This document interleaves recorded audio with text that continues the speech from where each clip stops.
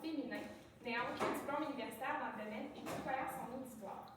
Vous entendrez des faits avérés issus d'une expérimentation effectuée sur des humains, 6 auxquels elle a donné naissance, mais aussi plusieurs autres, juste pour être certaine. Vous entendrez quelques prénoms plus fréquemment que d'autres. C'est pas une question de favoritisme, mais bien la faute à Soda que ceux-là en ont donné plus que ce que le client en fait de cobaye. Après 27 ans de parentalité, 45 vigies soufflées à l'automne dernier et au moins 3 vies vécues depuis sa naissance, avec tout son humour, son authenticité et sa générosité, notre mère, Cindy.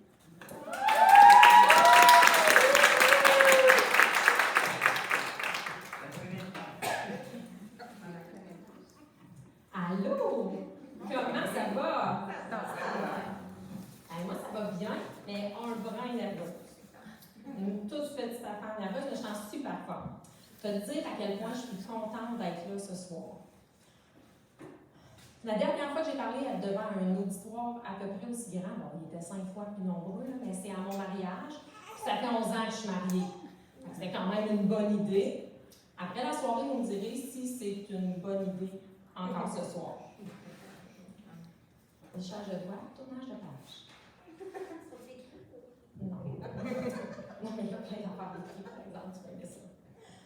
Avant d'aller plus loin, j'ai envie de te faire un petit tour sur qui je suis. Pour plusieurs, vous me connaissez, mais pas toutes. Alors, je suis technicienne en gestion financière informatisée. Je suis toiletteuse, éducatrice, organisatrice d'événements, consultante en parentalité, autrice. Je suis en train d'écrire un roman. Je me suis partie ça comme petit projet sur le site. Puis conférencière. Non, c'est pas vrai, là, mais en fait, oui, c'est vrai, mais par-dessus tout, je suis la maman de Michel, 27 ans, de Andréane, 25 ans, de Rosalie, 22 ans, de Charles-Olivier, 17 ans, de Félix-Henri, 15 ans, et de Guillaume, 12 ans. Puis quand ça leur abonne, je suis la maman de Roméo, Mélodie, Nathan, Félix, Dylan, Héloïse, Jessica, Myriam, plein, Charlotte même. Et de tellement d'autres ados qui m'adoptent comme mère sans même que j'aie dit quoi que ce soit. Je suis aussi l'épouse de Yannick, depuis maintenant 11 ans, ça fait 20 ans que mon chum on est ensemble. La fille de Laurette et de Marcel, la sœur de Cathy et de Jess, la fille de cœur de Denise, la sœur de Maryse, la tante et la marraine et plein de choses pour plein de gens. Dans le fond, je suis une personne significative pour plein d'humains, puis pour moi, c'est ça la priorité, c'est ce que je suis. Mon année 2022 a été mémorable, mais pas au sens agréable du terme. J'ai apprécié les fêtes de fin d'année comme on apprécie un bon café chaud après une très mauvaise nuit. Hein, Jess? Définitivement. Quand est arrivé 2023, je l'ai laissé prendre place sans la moindre nostalgie. Arrive ici qu'on passe à d'autres choses. Il était temps qu'on tourne la page. Décharge de quoi? Décharge de quoi? Tournage de page. En janvier, je me suis assise avec mon amie Gabrielle et la belle Morgane et nous avons construit un vision board. Est-ce que vous savez ce que c'est un vision board? Pas du tout. OK. Un vision board, c'est un tableau de découpage que l'on bâtit pour fixer nos intentions pour l'année à venir. Je ne sais pas pour vous, ceux qui en construisent, mais moi, je commence toujours par me fixer un mot fort. En fait, je laisse un mot fort venir à moi. Souvent, ça vient comme une idée, puis ça peut être en train de le faire ou quelques jours avant, dépendant d'où est-ce qu'on est. Et cette année, pour moi, j'ai le mot éclair, c'est le mot qui m'a choisi. J'ai décidé de laisser Cindy faire découvrir au monde qui elle est vraiment. J'ai fini de garder ça en tête. Me voici, me voilà, grugeot, mais pas du tout délicat. De cette éclosion naquit cette conférence. Où est-ce qu'on s'en va? Le cap à garder en parentalité. Le Vision Board est un outil que j'aime vraiment beaucoup comme maman, duquel je ne me passerai plus du tout. Savoir qui on est et donc ce qu'on ne veut pas reproduire et ce qu'on aimerait construire est essentiel quand on veut être parent. Je suis devenue maman à 18 ans. Je t'annonce que je ne savais pas du tout qui j'étais et encore moins ce que je voulais faire et ce que je ne voulais pas reproduire. J'ai donc fait le processus avec un bébé sur la hanche et une bambine à la main. Il y a eu les thérapies, évidemment. Je le recommande chaudement, même si en ce moment il y a une pénurie de thérapeutes, ça aide toujours de venir chercher à l'intérieur de soi qui l'on est. Peu importe l'issue de la thérapie, tu vas apprendre que c'est toujours de ta faute ce que tes enfants vont avoir comme faille. Donc, on ne se met pas de pression, puis on fait de notre mieux, comme on le fait tous les jours. Quand tu le fais ce soir, parce que prendre du temps pour toi, puis venir chercher des informations, c'est faire de ton mieux. Je me souviens quand Michel est venue me voir, parce qu'elle ne filait vraiment pas, j'ai dit, tu sais, Mimi, tu devrais aller consulter. Le psy va sûrement te faire comprendre que ce que tu vis est de ma faute, tu vas être fâché après moi, mais ça va passer. Je suis correcte avec ça. Je m'excuse déjà. On a passé à autre chose. Elle a fait la thérapie, puis évidemment, un soir, elle m'a appelé en me disant « Maman, c'est de ta faute, elle était vraiment fâchée après moi. » Mais je me suis encore excusée, puis on est passé à d'autres choses. Notre relation a vraiment s'approche. Amélie? Oui. La thérapie est une des voies pour se connaître, mais il y a plusieurs outils qu'on peut utiliser pour la croissance personnelle. As-tu des exemples que tu aimerais me donner, me partager comme outil pour ta croissance personnelle? Les livres, excellent. Il y a les bullet journals, il y a les journaux de gratitude, les journaux intimes, l'art, la randonnée, la méditation. Il y a une ressource infinie. Il y a aussi, à l'approche de la venue de l'enfant, la discussion du couple. En passant, je sais que toi, tu as eu tes enfants. Ta grande discussion sur les tenants et aboutissants sur l'éducation de l'enfant, soit tu l'as déjà eu, soit tu n'y avais jamais pensé, il n'est pas trop tard. En fait, cette discussion-là, c'est une discussion ponctuelle. Il faut qu'on l'aille régulièrement. Lichage de doigts. Lichage de doigts, tournage de page. La bonne nouvelle, c'est qu'il n'est jamais trop tard et qu'il est impératif de réavoir cette discussion-là. Parce qu'une fois le paquet livré, nos visions changent, et qu'une fois le paquet devient un être humain à part entière, nos visions changent encore. Et quand ce paquet-là devient un adulte, ben notre vision change encore. Fait que quand on regarde nos petits-enfants, on a encore une toute nouvelle vue de la parentalité, mais là, je parle à travers mon chapeau, parce que mes enfants, ils m'ont pas fait de petits-enfants. Une discussion que j'ai eue avec Yannick est sur notre forme de gouvernement. Dans les faits, il y a 4 grandes formes de gouvernement familial. Il y a le dictatorial ou autoritaire, le laxiste ou désengagé, le permissif et le démocratique. Alors moi et Yannick et moi, à des échelles différentes, on a grandi dans des familles dictatoriales, où l'adulte demandait, l'enfant exécutait. Nous n'en sommes pas morts, nous en sommes super bien sortis, et l'issue de la thérapie a été la même, c'était de la faute de nos parents. De toute façon, on est à ma place. Ce type de gouvernement-là tend à disparaître au Québec parce qu'à un niveau très élevé, ce type d'éducation-là s'avère être très dommageable pour l'individu. On pense par exemple aux pensionnats autochtones. Alors, eux, ils étaient vraiment dans une dictature incroyable, dans une éducation dictatoriale vraiment incroyable. Notre niveau dictateur à mon père et mon chum était vraiment plus soft que ça, inquiétez-vous pas. Ensuite, il y a le gouvernement laxiste, où l'enfant fait tout ce qu'il veut. Le parent ne s'implique ni émotionnellement, ni dans l'encadrement de l'enfant. On pense ici à des négligences qui mènent souvent à la DPJ, donc des enfants laissés à eux-mêmes. Puis, il y a le gouvernement permissif, où l'ensemble des règles semble être malléable. Il y a des limites, mais l'enfant peut aisément les franchir sans répercussion. Comme une traînée de poudre, cette forme d'éducation-là s'est répandue parce que les gens confondent être permissif et être bienveillant. Quand on parle d'un gouvernement permissif, on pense à la maman de Caillou qui trouve ça bien drôle que son gars foute le bordel dans sa cuisine pendant qu'elle est partie faire une sieste. Ça, c'est un gouvernement permissif. Finalement, il y a le gouvernement dit démocratique, que je considère comme une très mauvaise traduction de l'anglais authoritative. Personnellement, ça, j'appelle ça l'anarchie positive. Et là, pas de panique. Je sais que les gens de ma génération, anarchie, c'est pas un mot qu'on aime. On l'associe avec des choses pas très belles. Elle est belle, par exemple. Donc, la démocratie est une forme où il est tenu compte, aux divers niveaux de hiérarchie, des avis de ceux qui ont exécuté la tâche. Ce qui signifie qu'il y a 2 paliers dans ce gouvernement-là. Il y a les parents, puis il y a l'enfant. Puis souvent, dans cette hiérarchie-là, il va s'établir un ordre, donc de l'enfant vers le parent. Donc, l'enfant va répondre à ce que le parent demande. On se rapproche un peu de l'éducation autoritaire, mais en demandant son avis. Donc, on lui demande son avis, puis s'il ne fait pas notre affaire, on fait ce que nous autres, on veut. Ça ressemble un petit peu à ça, une démocratie. Et là, ça me dérange. Puis, il n'y a pas juste moi qui ça fait tiquer. Ça fait aussi tiquer Isabelle Filiosa, qui n'aime pas beaucoup cette expression-là. expression-là de parentalité démocratique et qu'elle va répéter autoritative au lieu de dire démocratique pour être plus juste. Chez moi, on a choisi l'anarchie positive, qui est un système où les individus sont tous égaux.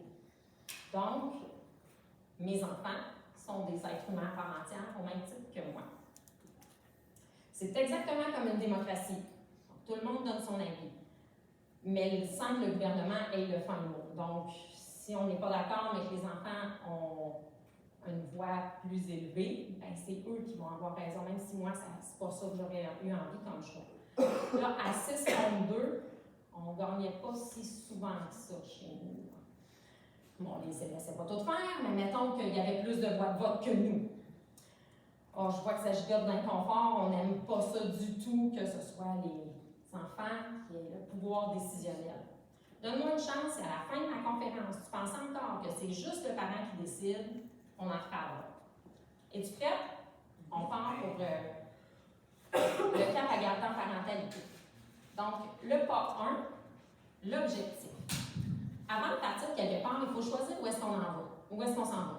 D'accord? Parfait. Dans la discussion de parents dont je te parle, on peut déterminer c'est quoi l'objectif qu'on se fixe comme parent.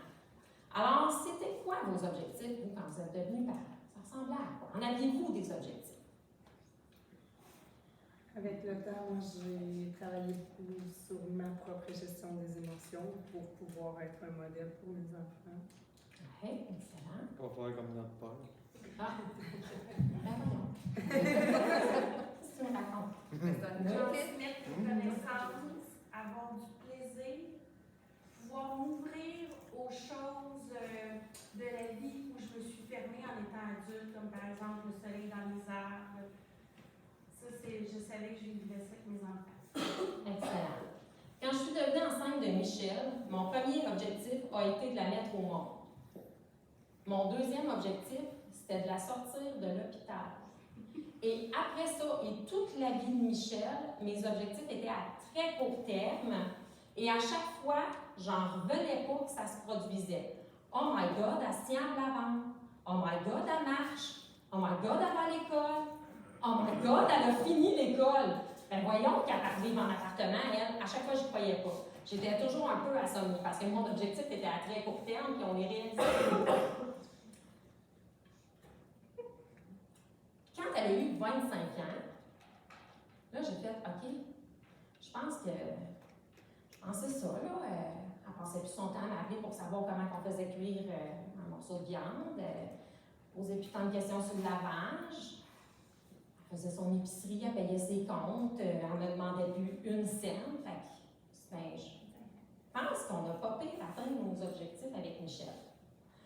Et là, je me suis mis à voir exactement, ben, je sais pas, je me suis mis, mais en cours de route, j'avais exactement les mêmes objectifs pour mes enfants. Fait que là, je les ai alignés sur le même sentier que Michel, puis j'espérais qu'ils rentrent tous là-dedans, puis qu'ils prennent toute la même route. Puis avec la même aisance, puis avec la même aire d'aller. Sauf qu'il n'y a pas deux enfants pareils, puis ma belle Michel, elle a un haut potentiel intellectuel, fait que ça la caractérise vraiment comme humaine, mais elle a toute une personnalité en dehors de ça, et aucun de mes 5 autres enfants ont adopté la même personnalité. Je ne sais pas chez vous, mais moi, mes enfants sont vraiment pas pareils. Zéro pareil. Donc, j'ai appris que je devrais leur offrir différents sentiers, mais les laisser les débroussailler. On s'entend que pour Michel, je marchais un petit peu avant qu'elle arrive. Là, quand tu commences à en avoir 2, puis 3, puis 4, puis 5, puis 6, tu réalises que tu ne peux pas débroussailler tous les sentiers pour tous les enfants de la planète. Alors, je me suis mis à les accompagner plutôt que de le faire à leur place. Et là, quand Félix-Henri a eu 6 ans, j'ai su c'était quoi le saint graal de l'objectif parental. Félix-Henri a une dyslexie, dysorthographie sévère dans les 2 voies, un trouble anxieux généralisé et les plus beaux yeux verts que la planète n'a pas portés. Ah, il fait des beaux câlins. Il fait des beaux câlins. Donc, un jour, on était assis dans le bureau d'une orthophoniste qui fait le langage écrit, puis elle me dit en fait, on ne se mentira pas, là. L'objectif pour Félix-Henri, ça ne sera jamais de lire ou d'écrire, il ne sera jamais un grand lecteur, il ne fera jamais des dictées sans faute, ça n'arrivera juste pas. L'objectif, c'est qu'il soit autonome avec le langage écrit. Et là, j'ai fait comme, OK, bingo. Bingo, j'ai trouvé. Un objectif doit être spécifique, mesurable, réalisable, pertinent et temporel. On doit donc le définir clairement, s'assurer de pouvoir le mesurer et être capable de l'atteindre, qu'il est logique et qu'on détermine son atteinte quelque part dans le temps. Même en parentalité, il faut s'attacher à un objectif SMART. Ça, les entrepreneurs connaissent ça, ce type d'objectif-là. Cet objectif sera donc d'amener l'enfant à l'autonomie dans la mesure de son potentiel. Marianne Montessori a rapidement compris que plus un enfant accomplissait les choses du quotidien par eux-mêmes, plus il s'épanouissait. Un enfant autonome est sans équivoque un enfant plus confiant, avec une meilleure estime de lui-même. Il est important de constater que cet objectif est spécifique à chaque individu. Par exemple, l'autonomie de Cindy, 18 ans, était de prendre soin d'un autre humain. L'autonomie de Cathy, à 18 ans, qui n'avait pas d'être humain à sa charge, était complètement différente. Mais elle aussi avait sa propre autonomie.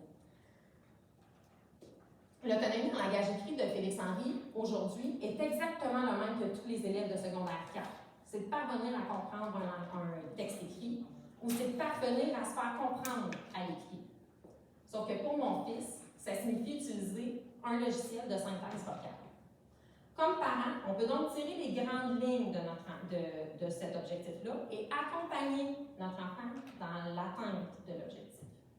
Si je précise avec les 5 critères, ça ressemblerait à lorsqu'il quittera définitivement la maison, mon enfant devra être à même d'agir de façon autonome dans son milieu selon ce qu'il est capable d'accomplir.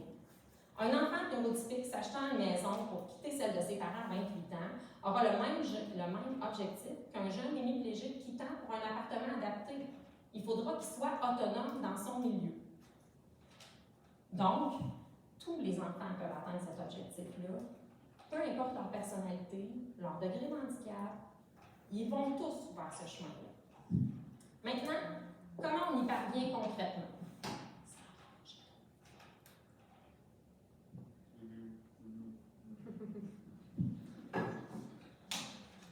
Julien m'a demandé tantôt si j'étais sûre que c'était une bonne idée de les avoir amenés. Je suis encore en train de me poser la question. Ils sont si merveilleux. Alors, le pôle 2, prépare-toi, c'est une grosse bouchée. Les choix et les consignes. Une fois l'objectif fixé et entendu avec le partenaire de parentalité, il faut déterminer différentes stratégies pour s'y rendre. Il est capital de remettre à jour ces stratégies ponctuellement et de les adapter aux aléas de la vie. Par exemple, lorsque Sébastien et moi, on a choisi d'avoir Michel, on a observé autour de nous les formes de discipline qui commençaient à s'appliquer. Notre voisin gauche donnait des tapes sur les mains sans arrêt à ses enfants. Puis notre voisin droit fonctionnait aux tapes ses fesses.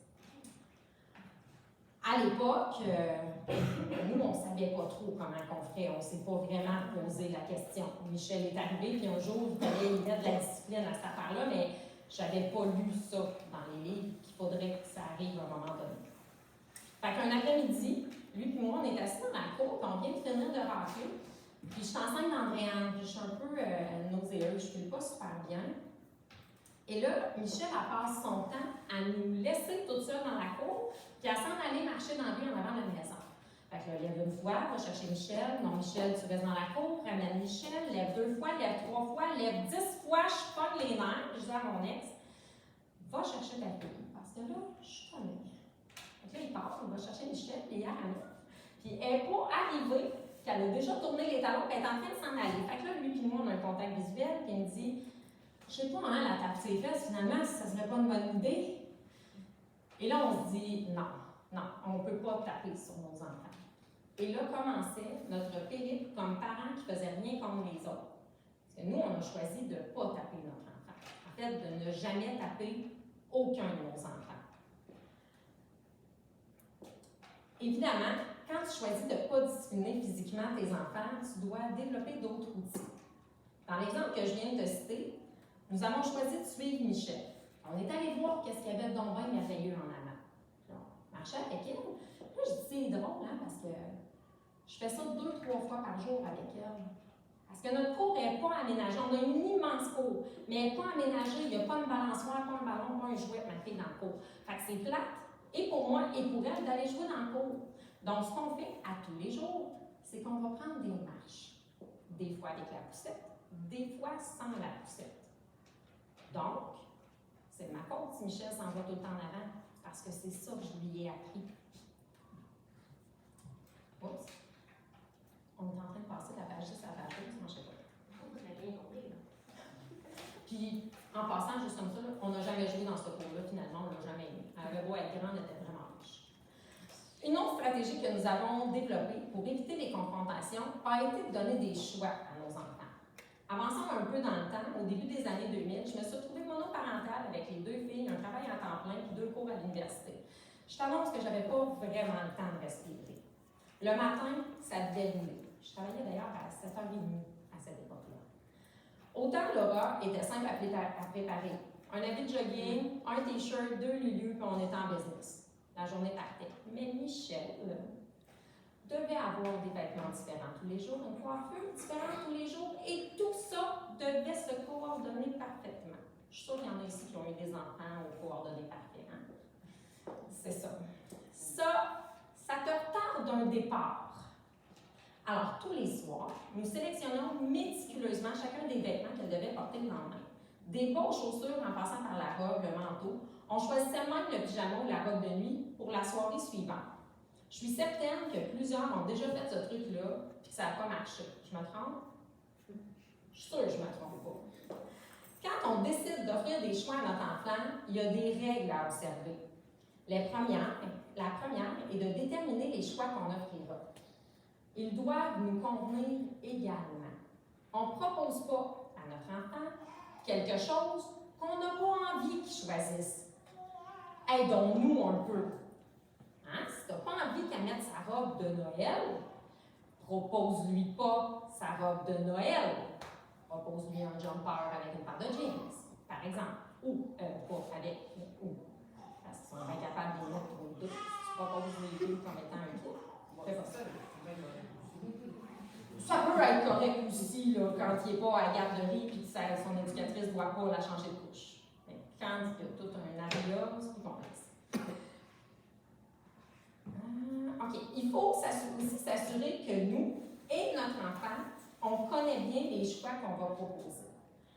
Si ton enfant il est en train de jouer dans la salle de jeu et tu écris « Tu veux-tu tes bas jaunes, tes bas gris demain? » Puis qui te répond? Ben, je vais prendre les gris. Ben, le lendemain matin, je te garantis que les gris que tu as choisis, c'était pas ces gris-là. Tu t'étais trompé de gris, c'était pas le bon gris, c'était pas le gris à motif qu'il voulait, c'était le gris mat. Mais naturellement, le gris que tu as choisi, il est dans ma linge. Et là, tu vas taper la crise. Donc, tu prends les 2 paires de bas physiquement dans tes mains, tu les amènes à ton enfant et tu lui dis les jaunes ou les gris. C'est ces gris-là, tu ne peux pas te tromper. Et tu fais ça pour tous les vêtements. Plus l'enfant est petit ou indécis, moins tu offres d'options. Donc, tu n'as pas 3 options de bas, tu en as 2. Oui, mais je veux aucune des 2. C'est ça l'option de bas. Ensuite, quand nos enfants grandissent, là, c'est cool pour les bas. OK? Mais quand ils arrivent à l'adolescence, à un moment donné, il va falloir que tu fasses le choix de son école secondaire. L'importance, ça va? Oui. L'importance des choix prennent toute leur place et quand tu cultives leur capacité à choisir depuis qu'ils sont tout petits, rendus à l'adolescence, ils vont être encore meilleurs. Par contre, c'est un choix qui est beaucoup plus complexe. Quand je te dis qu'il faut connaître les options, si tu veux que ton enfant choisisse entre les écoles secondaires, la Mauricie, ben, il faut que tu l'ailles, il faut que tu ailles avec lui faire les visites, il faut que tu t'assures qu'il connaisse lui aussi son option, puis pour le parent aussi, c'est important de connaître cette option-là. Et là, si je te raconte ça, c'est que c'est vraiment important tout au long du parcours de ton enfant de connaître les options que tu lui donnes. Par exemple, si ton enfant te demande de s'engager en sport-études, va vérifier c'est quoi. Accepte pas pour ensuite lui retirer le choix parce que oh my God, j'avais pas prévu que. Il faut vraiment que tout le monde connaisse bien les choix, puis que ça nous convienne à tous. Il faut savoir, là je te parle des plus grands, mais il faut savoir que dès tôt dans leur jeune âge, les enfants sont capables de choisir. Avant même de parler, ils sont capables de choisir. Façon très simple de le découvrir, là, c'est que tu mets des petits légumes devant un bébé qui est assis dans sa chaise, puis il va tout de suite aller vérifier c'est lequel qu'il préfère, puis il risque de t'en finir un avant l'autre. Donc, dès qu'il est capable de mouvoir ses bas, offre-lui des choix pour qu'il puisse te signifier c'est quoi qu'il a envie. Ensuite, la deuxième règle, c'est de déterminer un temps pour la prise de décision. On en revient à notre exemple d'habillement du matin. Moi, j'aimais bien le concept de la chanson. Fait que tu mets libérer, délivrer, puis quand ça va être fini, il faut que ta garde-robe soit choisie. Ça ne prend pas 10 minutes choisir ta garde-robe. Je pense qu'elle dure 2 minutes, cette chanson-là. 2 minutes, c'est pas en masse. C'est sûr que quand tu arrives au jeune secondaire qui doit choisir son école pour plus tard, là, tu peux peut-être étirer ton délai. Mettons que libérer, délivrer et passer date de toute façon, puis que 2 minutes, c'est un peu court comme temps pour choisir. Donc, on va s'adapter au choix qu'on va lui donner. Rendu au secondaire, une fois toutes les visites données, on peut facilement estimer 5 jours pour que le jeune puisse se faire une idée et choisir ce qu'il va préférer. La troisième règle est de choisir un bon moment pour prendre une décision. Un parent fatigué ou un parent fâché, puis un enfant qui n'a pas envie d'être là, c'est des mauvais décideurs. Moi, quand les filles étaient petites et que c'était l'heure de choisir les vêtements pour le lendemain, ils jouaient dans le bain, je me pointais dans la salle de bain avec la pile de vêtements, puis on choisissait pendant qu'ils étaient dans le bain. On était tous en forme, ils prenaient leur bain tout de suite en venant de la garderie, que c'est un microbe, là. Fait qu'on était tous en forme, on était disposés, tout le monde dans le même pied carré, ils ne peuvent pas se sauver, ils ne peuvent pas être dans le bain, là. Tu veux c'est pas là, c'est pas là, tu veux cette robe-là, cette robe-là. Parfait, c'est choisi, on met ça dans la chambre, puis ça vient de terminer. Donc, il faut vraiment se mettre en position d'être capable de prendre les bonnes décisions. La quatrième et la dernière règle, quoi qu'il arrive, on doit maintenir la décision que notre enfant a prise. Il a choisi la robe jaune le lendemain matin, c'est la robe jaune. Il veut la rouge, c'est la jaune. On a choisi la jaune. Puis la meilleure façon d'éviter qu'on tombe dans le choix, là, c'est d'éliminer les autres options. Donc, laisse pas les 2 choix de robe sortis. Tu avais dit la robe jaune, mais il y a juste la robe jaune de sortie le matin. Comme ça, elle n'a pas à voir puis à trier dans son garde-robe. Non, c'est ces vêtements-là qu'on met. C'est souvent à cause de tergiversation que la stratégie d'offrir des choix devient un cauchemar. Évidemment, notre enfant a un rôle bien important dans notre vie. Celui de s'assurer qu'on est sécuritaire. As-tu déjà testé une clôture, une chaise ou une marche d'escalier avant d'embarquer dessus? Tu sais, tu mets ton pied dessus ou tu mets ta main dessus puis t'as le coup. L'enfant doit faire ça. C'est sa job de te faire ça. C'est sa job de te faire vivre ça. Puis il doit vérifier si c'est sécuritaire. T'imagines s'il commence à s'asseoir sur des chaises pas sécuritaires, il va finir par avoir les fesses pleines de bleu. Je te donne un exemple. Quand Guillaume est né, quand les gars sont nés, moi et mon chum, le samedi matin, on mettait un film de Disney à Rosalie, qui à l'époque a à peine 5 ans, et on s'assoyait sur le sofa, les yeux mi-clos, pendant que la petite écoutait son film. Quand c'est papa qui se levait, quand c'est maman qui se levait, je prenais 2 boîtiers de films. On s'entend, c'est des VHS, là. Je suis vraiment vieille, OK? Je leur mettais, je présentais 2 VHS. Tu as le choix de ce film-là ou ce film-là. Lequel tu veux? Lui, parfait. Je le mettais dans la vidéo, on passait à notre appel. Terminé. Bon, c'est pas tout le temps parfaitement comme ça, mais 99% du temps, ça ressemblait à ça. Quand papa se levait, Rosalie sortait 12 boîtiers, faisait une première sélection, puis une dernière et une autre, puis rangeait tous les boîtiers, en sortait 5 autres, recommençait son processus de sélection. Finalement, elle ne se décidait pas, son père se tannait, commençait à taper du pied, commençait à mettre la pression, la petite ne voulait pas. Fait qu'il prenait un film, puis il le mettait.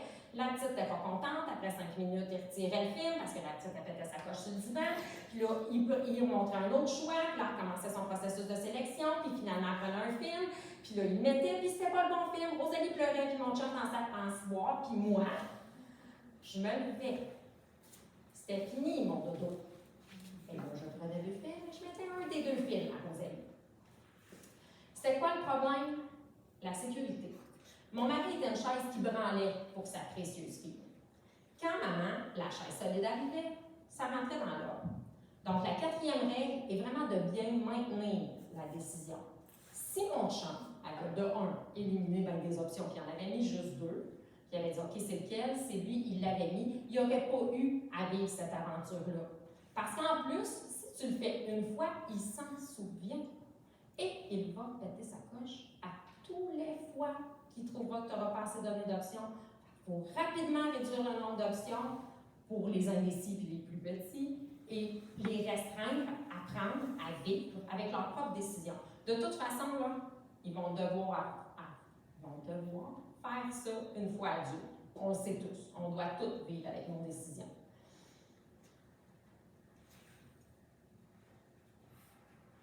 Bon. Est-ce que Rosalie a déjà vérifié si maman était une chaise solide?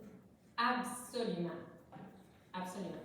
Est-ce que Rosalie a déjà pleuré pendant tout un film parce que maman avait maintenu la décision? Indubitablement. Mais est-ce que maman l'avait laissé pleurer comme un pauvre bébé chat qui a perdu sa maman? Ben non. Je l'accompagnais là-dedans. Parce que quand tu as envie d'écouter Cendrillon, puis que tu as choisi Histoire de jouet, c'est vrai que ça fait le cœur. Comme autre stratégie, j'ai dû apprendre quand dire oui et pourquoi dire non. Nous sommes confrontés à des demandes comme parents là, toute notre vie. C'est juste incroyable. Un enfant de 3 ans de capacité d'attention d'à peu près 15 minutes. Il est debout à peu près 12 heures par jour.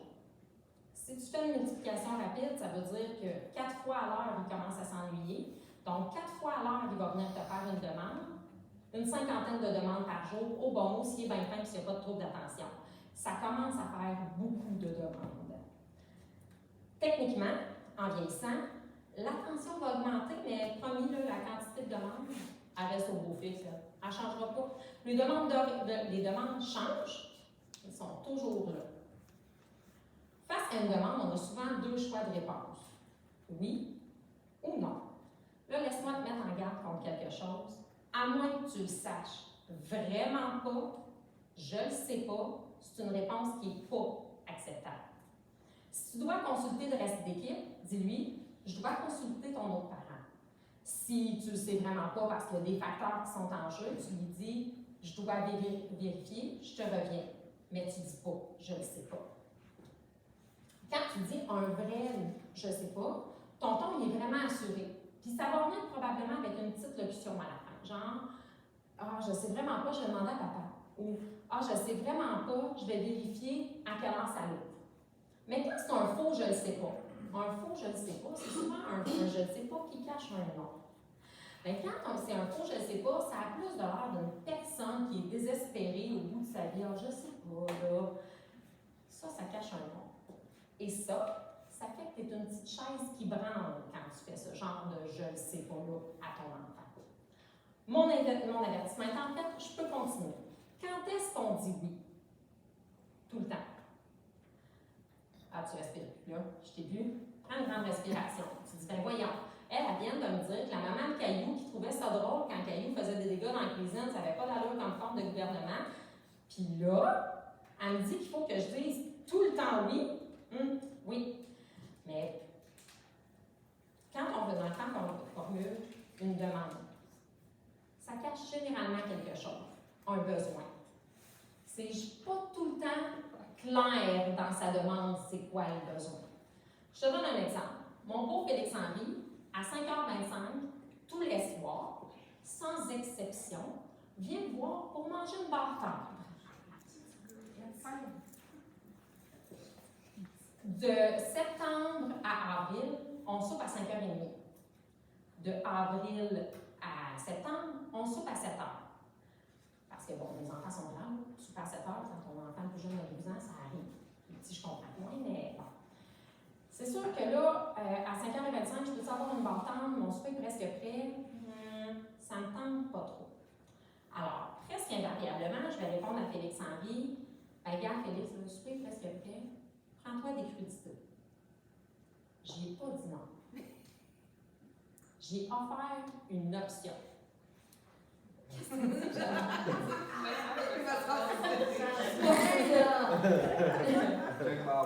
Ils sont pas ici pour rien, dans le fond.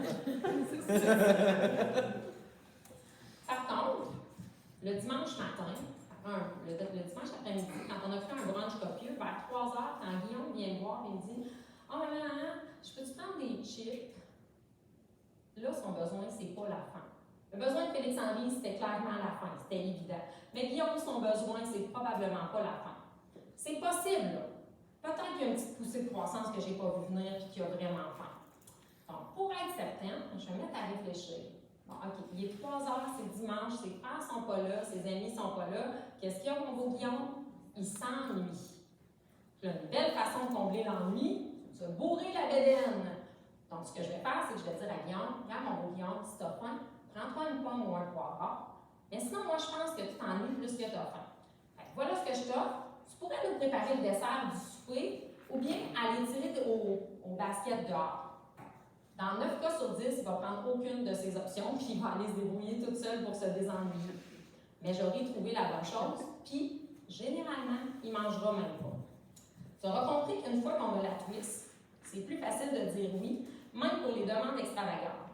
Est-ce que je peux aller à Disney? Oui, quand tu auras l'argent pour te payer les billets. Est-ce que je peux avoir un chien? Oui, quand tu habiteras dans ta propre maison.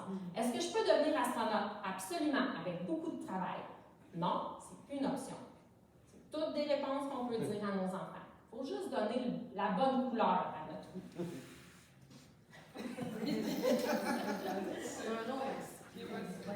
Éventuellement, on a à dire des oui monosyllabiques. Félix-Henri arrive à 5h25, maman, je peux-tu prendre une bâtante? Oui. Félix-Henri va geler. Parce qu'il s'y attend pas pantoute à ce que je dise un oui monosyllabique, un simple oui. Ça m'arrive presque jamais de dire juste oui. Mais si c'est parce qu'on saute à 7 heures, que moi j'ai vraiment pas le temps de couper des crudités, ou qu'il n'y en a pas de prête, ou il n'y a plus de fruits, peu importe la raison, bien prends la ta bâtante qu'on passe à un autre appel. Mais ça arrive pas très souvent, hein, mon chanton? Malheureusement. Oui, c'est ça. Il y en a trop de nous aujourd'hui. Vraiment. Malheureusement, il faut dire non. Il y a des contextes qui mènent inévitablement à un non.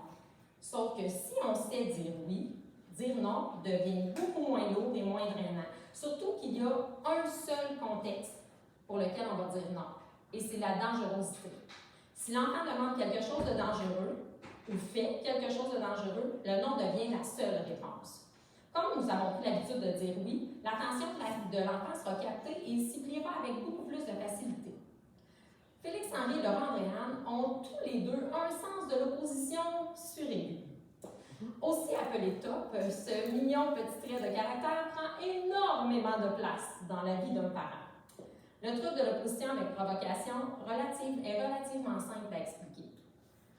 Demander un truc à un enfant, il s'y opposera avec véhémence. Arrêter un enfant de faire un truc, et il s'opposera avec véhémence. Là, je vais mettre un petit bémol ici. Dans 9 cas sur 10, c'est comme ça, mais il y a certains enfants, mon Félix m'a fait ça, qui font de l'opposition passive.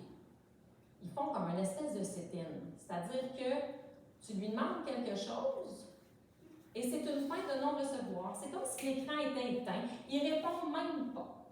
Et mon beau Félix, moi, il me faisait ça à l'école. Fait que les enseignants demandaient à Félix, « OK, là, c'est l'heure de remplir ton petit cahier de français, mon chaton. » Puis mon chaton, il attendait que le petit cahier de français se remplisse par lui-même. Mais souvent, il ne sortait même pas au grand désespoir de ses enseignants.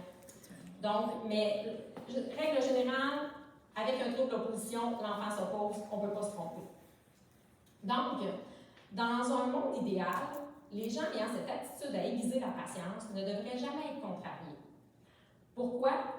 Parce que pour s'opposer, ça prend un opposant. Donc, moi, si j'essaie de pousser sur ce mur-là ici, est-ce que je peux le pousser? Mais non, il n'y en a pas de mur. C'est un peu le même principe avec un enfant qui s'oppose. Là, je te parle de mes enfants qui ont un trouble d'opposition, mais tous les enfants, un jour ou l'autre de leur vie, s'opposent à quelque chose. Okay? Ce principe-là est universel, que tu aies le trouble d'opposition ou pas. Donc, ça prend quelque chose pour t'opposer. Tu ne peux pas t'opposer dans le vide. Tu te demandais comment j'ai développé. Pour acheter la paix, souvent, on va donner à l'enfant qui est opposant. Puis quand on a un enfant qui a un trouble d'opposition, on a tendance à acheter beaucoup la paix et ça renchérit son trouble d'opposition. Il va devenir donc de plus en plus opposant. Puis c'est pas ça qu'on veut. Donc, ce qu'on veut faire, c'est arrêter de le contrarier sans s'opposer à lui. Sans acheter la paix, je veux dire. Donc, tu te demandais comment j'ai développé la technique de dire oui tout le temps. C'est grâce à eux. Isabelle Filiosa explique clairement comment répondre à un enfant opposant dans son livre Au cœur des émotions de l'enfant, que je te suggère fortement. Elle a plusieurs livres, Isabelle Filiosa. Il faut que tu lises ça. C'est des petits livres super faciles. C'est presque aussi simple à lire qu'un roman pour adolescents. Ça se lit toute seule, c'est imagé. Des super bons livres. Il y a aussi Homer Lane, idéateur derrière l'auto-administration des enfants de la maison de correction Little Commonwealth, dont le livre Libre enfant de Summerhill parle. Donc, lui, il a été embauché pour travailler dans une maison de correction, puis une maison de correction américaine comme anglaise, comme on l'imagine. Les jeunes sont quasiment comme dans une armée, ils doivent faire plein de choses. Et lui, quand il arrive, il décide d'appliquer une espèce de démocratie là-dedans. Mais une démocratie qui va fonctionner uniquement à l'intérieur des enfants, c'est-à-dire qu'il n'y a pas d'adultes dans leur gouvernement, c'est juste les enfants, et ils vont s'auto-administrer. Ils vont apprendre à se gérer, à donner des conséquences. Si jamais tu n'as pas lu Libre enfant de Summerhill, puis que la parentalité différente t'intéresse un peu, je te le suggère. C'est un bon livre, c'est pas aussi facile que du Isabelle Filiosa, mais c'est vraiment intéressant. Donc, lui, il offrait vraiment beaucoup d'options. Et les enfants devraient choisir là-dedans. Donc, il n'y en avait pas d'opposition. Il était peu ou pas contrarié, les enfants. Et ça, même s'il était dans une maison de correction, on s'entend que lui, là, il traite des délinquants. Mais là, il n'en vit pas d'opposition parce que c'est eux qui décident. Ce qui a amené des théoriciens de la parentalité, surtout des scientifiques de la psychologie, particulièrement en Europe, à croire que fixer des limites claires était essentiel, mais que ces limites ne devaient pas devenir des cages trop petites pour les enfants. Et là, je vais te demander de prendre 2 secondes et de regarder à l'intérieur de toi. Là. Ce soir, tu n'es pas à la maison, tu n'as pas passé beaucoup de temps avec ton enfant. Combien de fois tu lui as dit non ce soir? Bien, probablement quand tu t'as demandé de s'asseoir ailleurs dans le véhicule, probablement quand tu t'as demandé de manger quelque chose, probablement quand tu t'as demandé de sortir un jouet que ça ne tentait pas, probablement quand tu t'as demandé d'aller dehors, probablement quand tu t'as demandé où est-ce que tu étais et qui t'a demandé de l'amener. Non, là, on dit ça sans arrêt, tant qu'on n'a pas transformé notre façon de faire. Tout au long de mes lectures, j'ai finalement compris qu'ils s'entendaient tous sur une raison de dire non, si l'intégrité physique ou psychologique de l'enfant était mise en danger. Sinon, il ne disait jamais non. Par exemple, mon beau Félix-Henri a toujours beaucoup apprécié l'eau. Mais je n'ai jamais eu de piscine qui permettait de plonger. Pourtant, à tous les débuts de l'été, la question nous planait au-dessus de la tête comme un vilain orage. Nous avons donc rapidement établi une règle claire. Pour embarquer dans la piscine, tu peux utiliser l'escalier, l'échelle, ou tu peux sauter les pieds devant. Évidemment, la question revenait inlassablement. Est-ce que je peux plonger? Non. Tu pourrais te rompre le cou, c'est dangereux. Fin de la discussion. S'il tentait de plonger, je lui demandais de s'asseoir près de moi et d'observer comment les autres embarquaient dans la piscine sans risquer leur vie. Nous lui expliquions régulièrement comment entrer dans la piscine. Alors, non, tu ne peux pas plonger. Non, tu ne peux pas plonger. Non, tu viens t'asseoir près de maman, puis regarde tes frères et tes sœurs comment ils embarquent dans la piscine.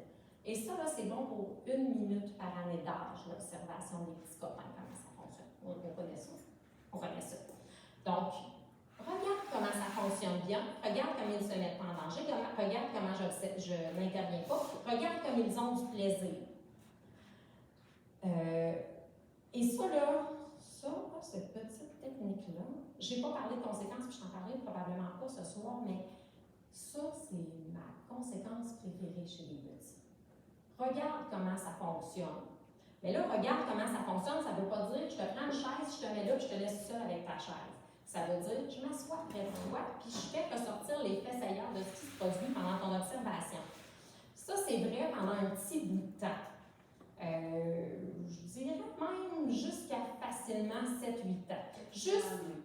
Même 4e année, bon, jusqu'à ce qu'ils finissent par te dire OK, c'est correct, là, je le sais qu'il joue vraiment bien, les amis, je le vois, regarde lui, qu'est-ce qu'il fait, regarde lui, qu'est-ce qu'il fait. Avant ça, on va le faire ensemble, ton observation, mon bel amour. On va regarder ensemble ce qui se passe et pourquoi ça fonctionne bien. Puis je te suggère même pour les plus petits de les prendre sur toi.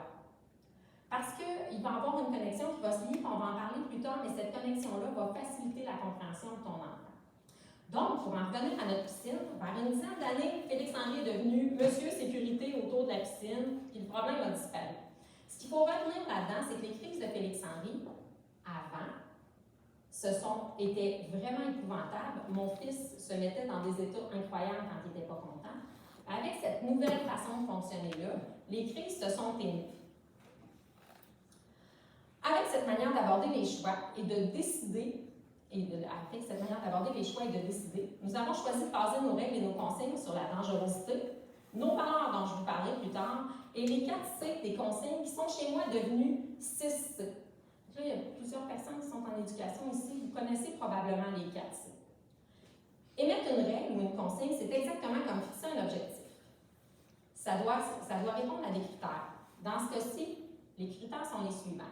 Conscient, constant, cohérent, conséquent, clair et concis. Moi, j'ai rajouté clair et concis. C'est eux autres mes bébés. Donc, une première règle, le premier C, une règle ou une consigne doit être mise en place en toute connaissance de cause, donc en toute conscience.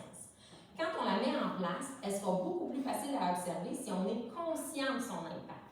Et là, je vais te ramener à la nourriture. Maintenant, on le sait, forcer un enfant à manger l'expose à des troubles alimentaires quand il va devenir plus grand. Donc, on est conscient, quand on force notre enfant à manger, qu'on l'expose à un éventuel trouble alimentaire. Est-ce qu'on a envie de ça?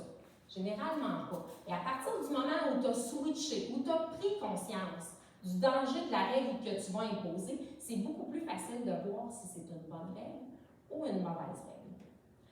Ceci-là, c'est Michel qui m'a permis de développer à son plein potentiel. On ne passe rien à ma belle blonde bouclée. Sans lui expliquer pourquoi, comment, de quel ordre, à quelle heure, quelle année, quelle minute. Bref, elle veut tout savoir les détails. Fait que tu es vite consciente de ce que tu fais et de comment tu le fais. Il faut que tu sois capable de tout justifier avec ce bel enfant d'amour.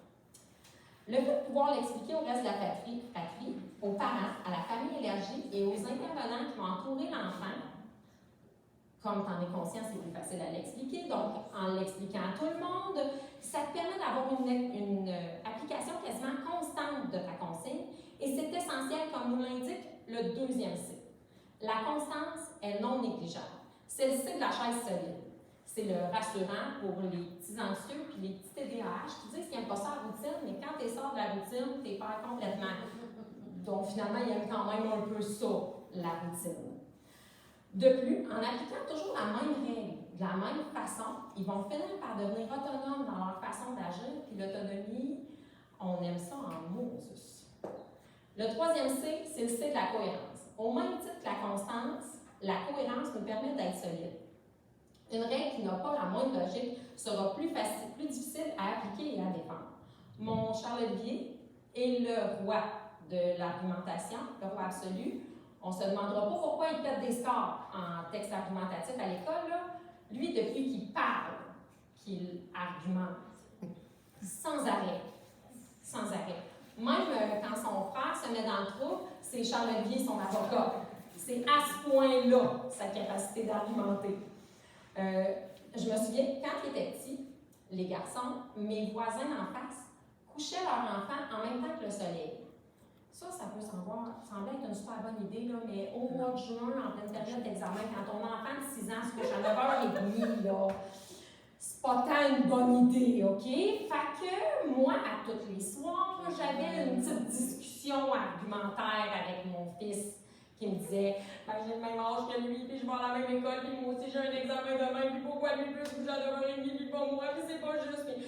OK. Là, avec Félix, avec Charles-Olivier, on réglait ça quand même assez court. Je disais, regarde mon grand, si dans 10 minutes tu ne dors pas, tu te relèves pas, tu peux aller jouer dehors.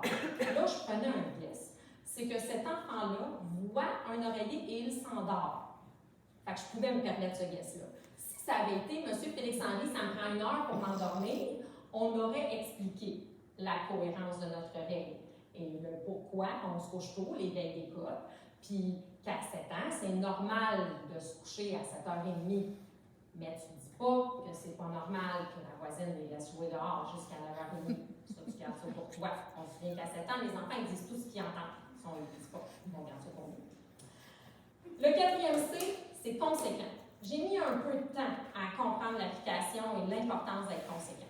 J'ai eu besoin d'une bonne leçon de vie pour apprendre que les petites anecdotes du quotidien ne me suffisait pas. Mais je vais quand même te raconter une petite anecdote du quotidien qui peut-être à toi va t'éclairer plus rapidement que moi, ça m'a éclairé. Tu as ton téléphone dans tes mains, tu es en train de scroller en faisant du feu. Tu dis à ton jeune, arrête d'écouter les écrans. Conséquence.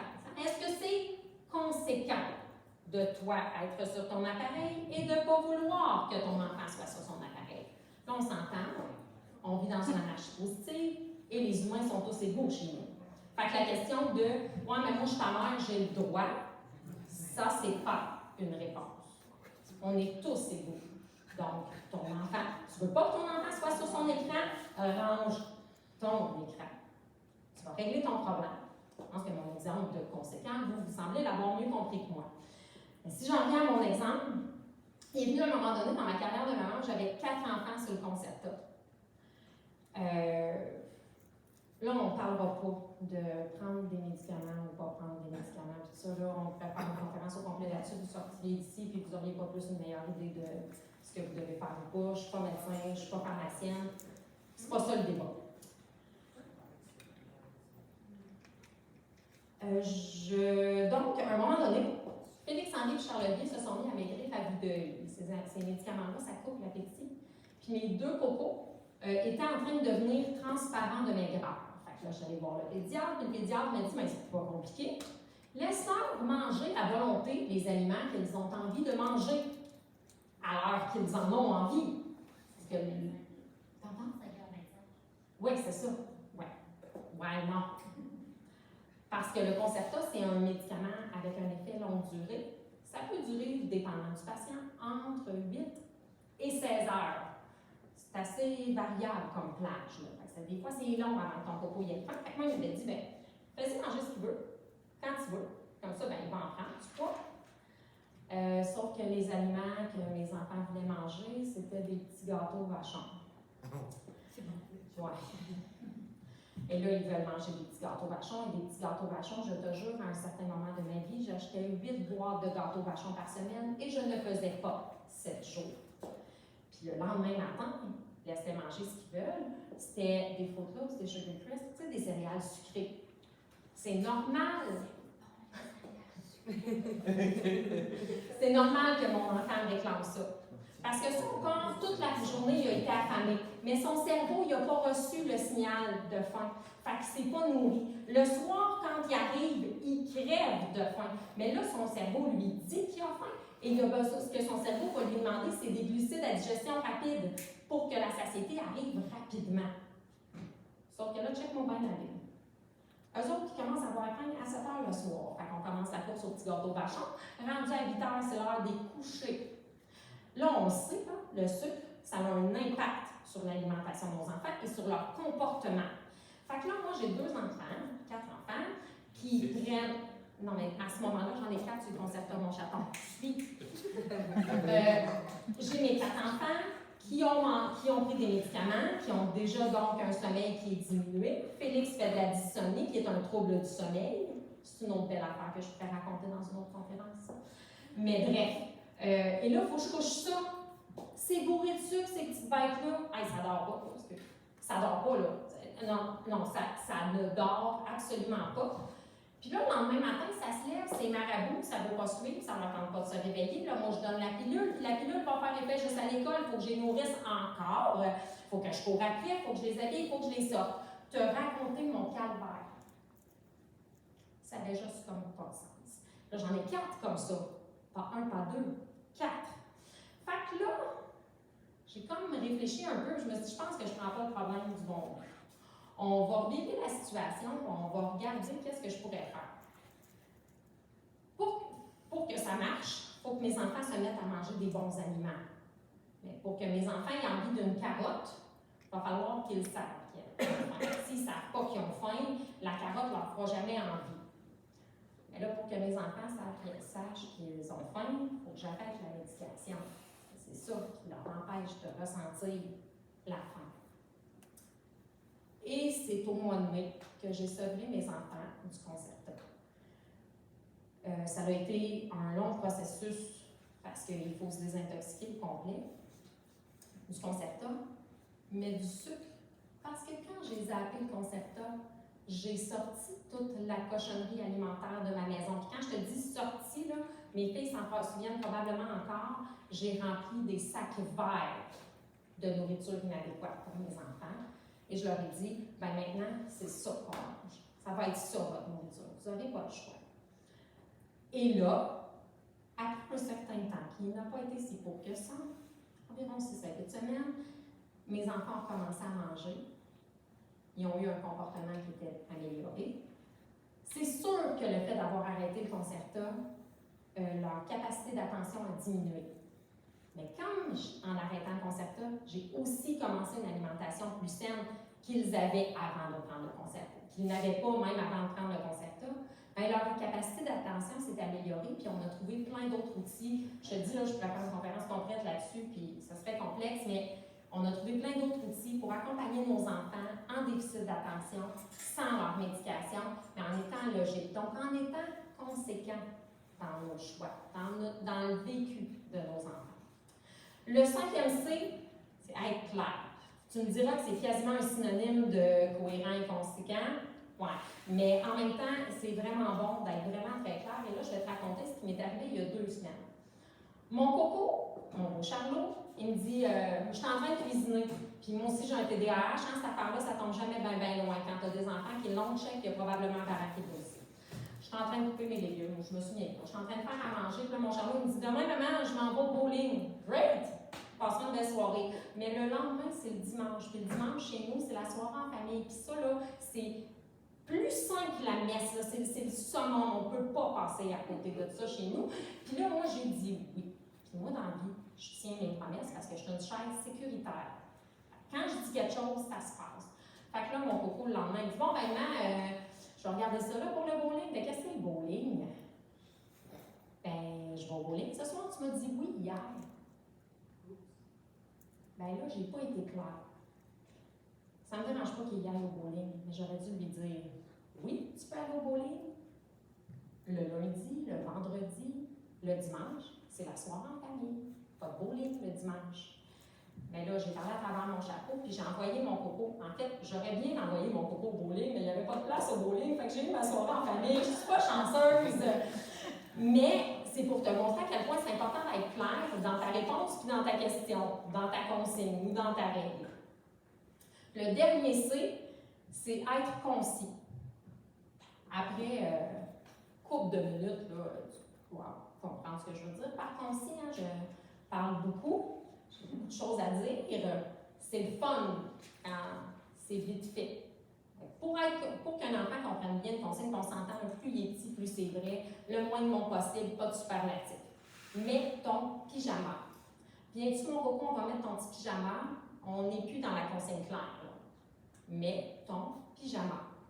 Clair, court, concis, conséquent, cohérent. On est là dans la démarche, la belle petite consigne courte. C'est ça qu'on veut. Puis c'est pas parce qu'ils ont 17 ans que c'est plus vrai. En fait, j'ai l'impression qu'à 17 ans, ils en ont encore autant de besoin qu'à 3 et demi. Mais ça, c'est une autre histoire. Donc, on s'entend sur l'importance des 6 C? Oui? OK. Ceci étant dit, déterminer une règle ne veut pas dire qu'elle doit être respectée. On pile bien sur le gazon du voisin quand il y a une plaque d'eau sur le trottoir. Je vais vous donner comme exemple ma règle sur l'alcool. Avant 18 ans, chez nous, l'alcool est interdit. L'enjeu de dangerosité est simple. Dans ma famille, il y a des gens qui souffrent de dépendance, il y a des gens qui souffrent de problèmes de santé mentale. Puis, comme le cerveau n'est pas complètement développé à l'adolescence, les conséquences peuvent arriver plus rapidement dans les 2 cas. Puis en plus, ben, la loi l'interdit. Et la loi, on ne peut pas niaiser avec ça. Le gouvernement ne vit pas dans une anarchie positive. Il n'a pas lu de livre qui expliquait les conséquences des punitions. Fait que lui, il en donne des punitions. Puis les punitions du gouvernement, ben, il faut les respecter. Fait que le gouvernement, lui, on lui obéit. Mais c'est évident que les adolescents en consomment. Je ne change pas de position pour autant. Là. Moi, ma décision, c'est que l'alcool chez nous, avant 18 ans, c'est interdit. Mais pour éviter que ce soit problématique, Je répète les raisons qui motivent la règle et je m'assure d'éviter de laisser mes enfants dans des circonstances les amenant à consommer. Par exemple, je parle aux parents où les parties ont lieu, je les avise de ma position puis des conséquences légales que le parent aussi peut avoir s'il laisse consommer mon enfant. Je t'annonce que si tu as un enfant que tu as su que son parent ne voulait pas consommer, en fait, si tu as un enfant chez toi qui est mineur, qui fait un choc éthylique, tu es civilement responsable de l'état de l'enfant. On a tous des assurances civiles d'à peu près 1 million chez nous. Je t'annonce que ce n'est pas ce montant-là que tu vas devoir verser aux parents de l'enfant qui a fait le choc éthylique. Généralement, cet argument-là, juste lui, il est suffisant pour qu'aucun parent s'assigne avec moi. Mes enfants ne consomment pas d'alcool chez eux. Demain. Puis ils collaborent super bien, les parents. Les premières fois, les ados sont vraiment fâchés, mais rapidement, ils réalisent que c'est pas tout le temps drôle, là, tes amis, quand ils sont sous. Juste comme ça, dans l'entourage de mes fils, là, il y a des jeunes mineurs qui sont déjà tannés d'aller dans les bars puis qui sont déjà tannés de consommer de l'alcool. Hey, on peut-tu être jeune avant d'être vieux, là? Tu sais, quand t'as pas 18 ans et t'es tanné d'aller veiller, Caroline, tu vas faire quoi à 22, là?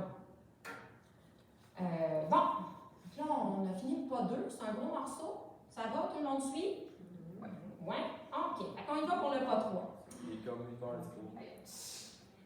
je l'avais, là. Ben, j'ai une montre. Il y a un homme là. C'est bon. C'est bon. Au début, tu vas voir, ça va aller plus vite, mon beau Félix. Au début du pas 2, je t'ai mentionné que les règles et les consignes devaient être émises, entre autres, en fonction de nos valeurs. As-tu pris le temps de nommer les valeurs qui tiennent à cœur à ton partenaire? Puis, est-ce que vous avez des valeurs fortes dans vos familles? Oui. Oui? Toi, Chuck? T'es dans ma famille. Tu n'as pas le droit de répondre. Oui? On est famille qui dit on veut être très près de nos enfants. Ça, c'est ça qui est mentionné. On les laisse pas pleurer, des choses comme ça. Puis maman travaille pour ça. C'est excellent, ça. Quand mes filles ont commencé à vivre la garde partagée, il y avait 8 et 10 ans, puis dans les 3 premières années qu'on a changé de mode de garde, mes filles ont eu une sœur et 3 frères. Je t'annonce que ça n'a pas été une période facile de notre vie. J'ai consulté un psychoéducateur. Et le psychoéducateur m'a donné plusieurs conseils. Et un de ces conseils qu'il a mis en place, c'est la soirée en famille. Donc, au retour, que je te parlais tantôt. Au retour de chez leur père, on nommait nos 3 valeurs fortes avec des exemples, les grandes règles de la maison, un moment fort et un moment décevant de la semaine précédente, puis on discutait de la semaine à venir puis de nos attentes. Même si la garde partagée n'est plus d'actualité chez nous, en fait, on fait toujours ces rencontres-là le dimanche. Avant, ça durait des heures. Maintenant, mes gars mènent ça comme des chefs, ça dure en dedans de 15 minutes. C'est des gars, c'est pas des filles. C'est donc plus simple pour les moments. En plus, on fait nos plus et nos moins tous les jours. C'est-à-dire qu'à tous les jours, tu dois nommer un moment positif de ta journée puis un moment négatif. Si tu veux avoir une conversation avec ton enfant, petit truc rapide comme ça, si tu veux avoir une conversation avec ton enfant, aucune question qui répond par oui ou par non. Donc, tu ne lui dis pas comment ça a été à l'école dans la journée, parce que ça, c'est beaucoup trop vaste. Puis tu ne lui dis pas non plus comment ça va. Bien. Fin d'histoire. C'est un peu plate comme conversation. Mais si tu y vas en lui disant, raconte-moi ton moment préféré de ta journée et ton moment le plus plate de la journée. Je te jure, Guillaume nous a déjà tenu ça pendant 20 minutes, à genre 4 ans. Là, j'ai 1 plus puis 3 moins. Oh non, j'ai 2 plus puis 1 moins. Je pense que j'ai 5 plus puis 4 moins, là. Puis là, il partait, puis finalement, on savait toute sa journée à ce bel enfant d'amour-là. Bon, ils ne sont pas tous de même, là, mais avec des questions comme ça, c'est plus facile d'en savoir un peu plus long sur ce que nos enfants ont à raconter. Donc, pour en revenir à nos valeurs qu'on nommait pendant notre soirée en famille, je les répétais.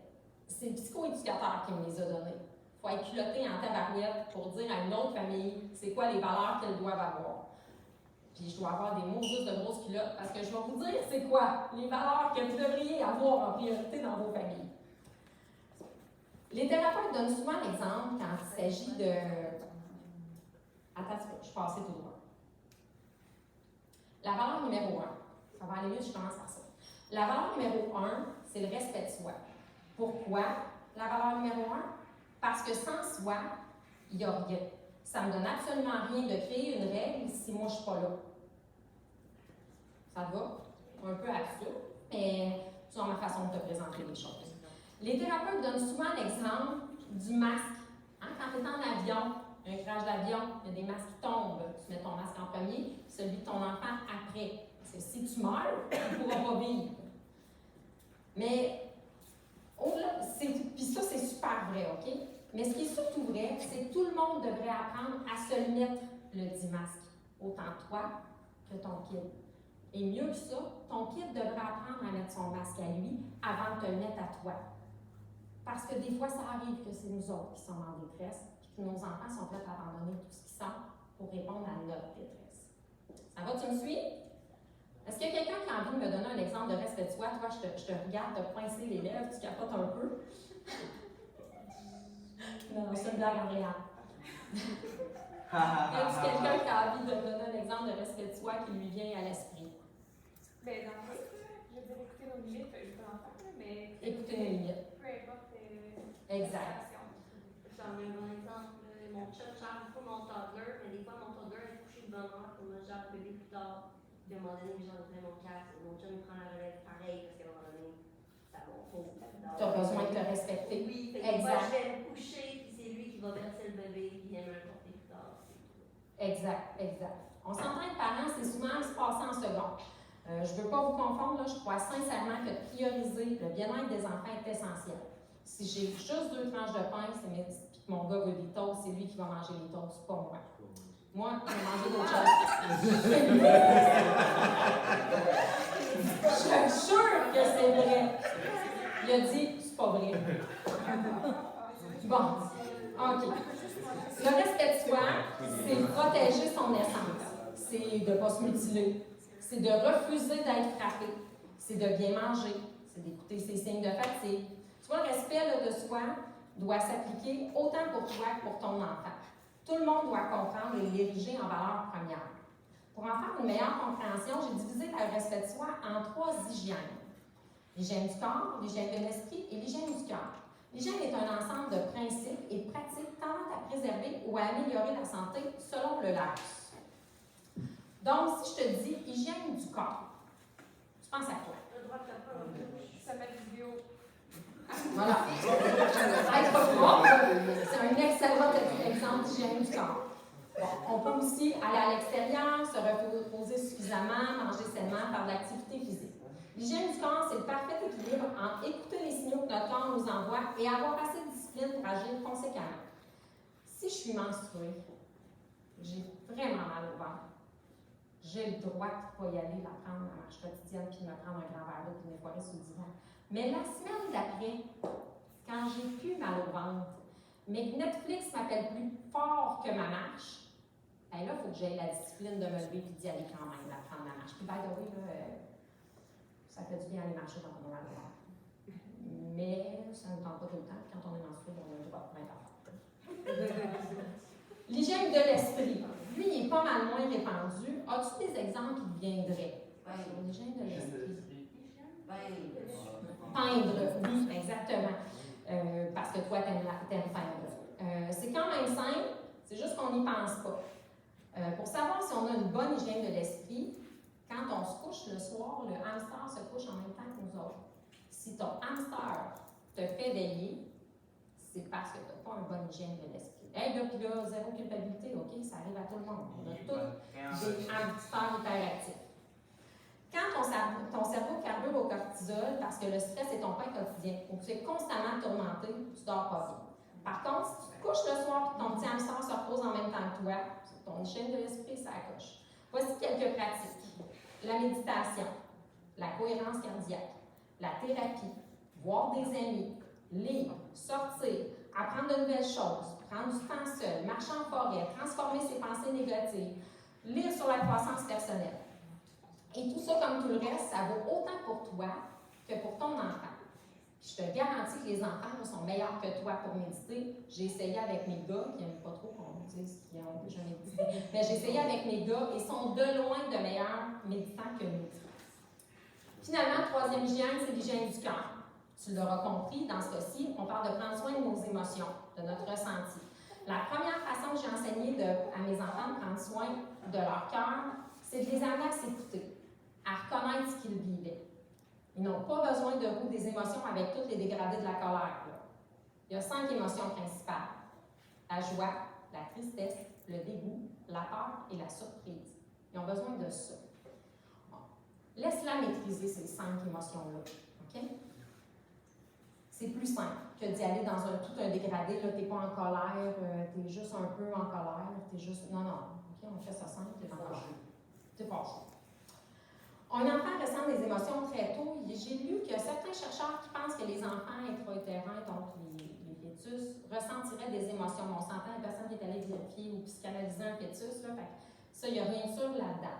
Mais ce qu'on sait clairement, par exemple, c'est qu'à partir de l'âge de 5 ans, l'enfant est capable de nommer ses émotions, mais pas de les gérer. Il est capable de les nommer.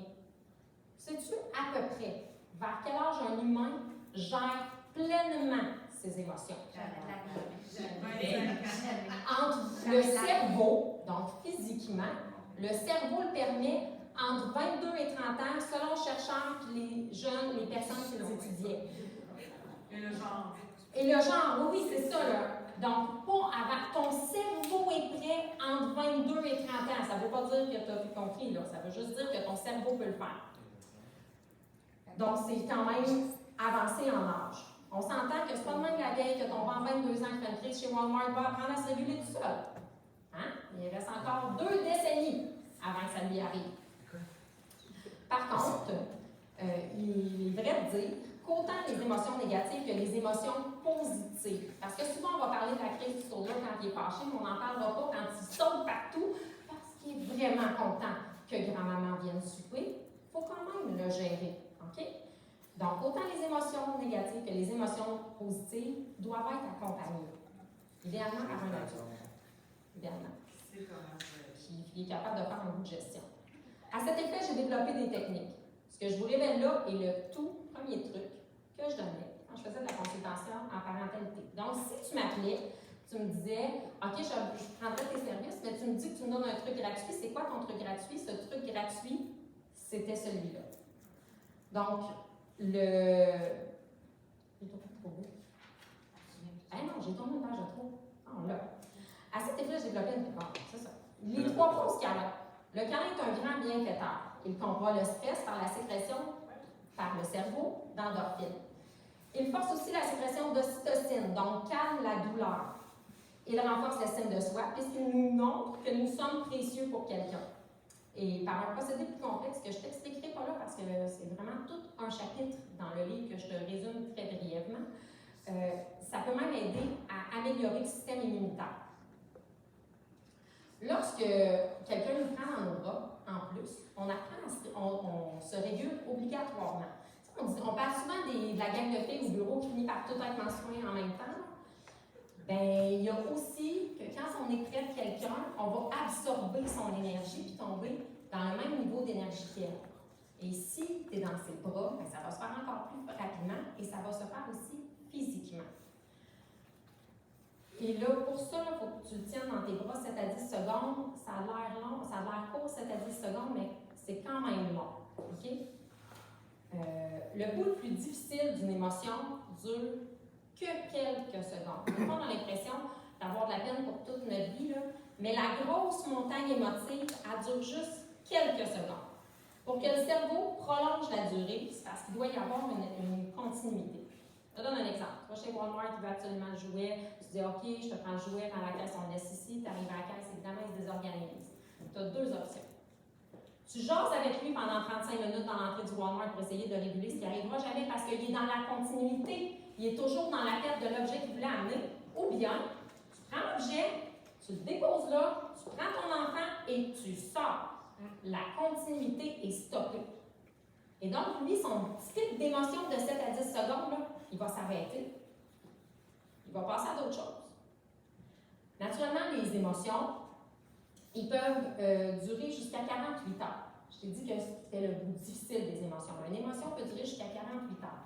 Mais pour qu'elle dure plus longtemps que ça, c'est parce qu'il y a des choses qui vont la faire rejaillir. Et là, quand je te parle d'émotions qui durent 48 heures, je te parle de tu as perdu ta mère, tu les mets de tout ton cœur, ta maman, ben le gros de ta peine va durer 48 heures, mais ça va revenir, là. À chaque fois que tu vas prendre la tasse de ta mère dans l'armoire. À chaque fois que tu vas voir une photo d'elle. Donc, c'est ces petits punch-là qui vont la faire revenir. Mais le maximum que ton cerveau va gérer cette peine-là, c'est 48 heures. Moi, je trouve ça rassurant de savoir que c'est pas éternel et qu'on n'est pas dans des mauvaises émotions. Puis c'est vrai pour les bonnes émotions aussi, là, mais qu'on n'est pas dans ces émotions-là pour toujours. Et c'est encore plus difficile pour une personne, puis pas en durée, mais en sensation, pour une personne que son petit vase n'est pas comblé, son petit vase affectif n'est pas comblé. Alors, autant en valeur de prévention que pour l'effet bonbon spontané, je suggère à tout le monde de mettre en place 3 pauses câlins, 1 à 1, avec chaque humain de la famille. Je dois préciser ici que dans les relations les plus difficiles, souvent avec les adolescents, on va commencer par une pause, on respire le même air. Donc, on est dans la même pièce pendant quelques minutes. Éventuellement, notre relation va s'améliorer. On va faire la pause câlin. Je te pleure à peine parce que toucher, ça ne me tente vraiment pas. Puis quand tu vas avoir passé ce cap-là dans la relation, tu vas pouvoir le prendre dans tes bras, ton bel ami, puis vivre un moment d'affection avec lui, beaucoup plus fort. Et il y a une recette primordiale à ma pause câlin, c'est qu'il faut que tu te la parles. Donc, on ne dit pas un mot. C'est en silence que ça se passe. Là, ça a l'air de rien, mais 10 secondes de silence dans la vie d'une mère, c'est vraiment précieux. Fait que prends-les dans tes bras, compte jusqu'à 20 dans ta tête, puis laisse-le partir après. Est-ce que c'est correct pour toi, pour le respect de toi et les 3 hygiènes? Oui. OK. La valeur numéro 2, le respect des autres. C'est là que l'énergie positive vient prendre tout son sens. Tu l'as déjà sûrement entendu, ta liberté prend fin ou ma liberté commence.